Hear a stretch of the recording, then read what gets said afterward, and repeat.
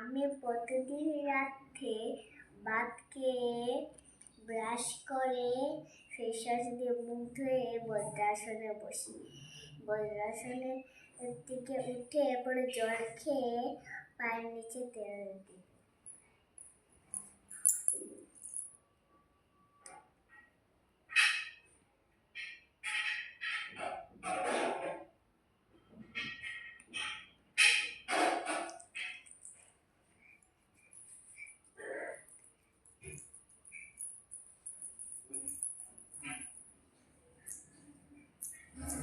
পরে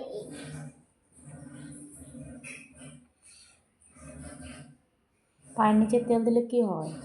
পায়ের নিচে তেল দিলে ভালো হয় চুল।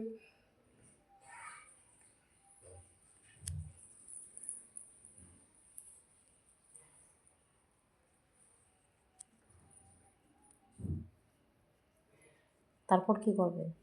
এরপর এই আছে এই এই আঙ্গুর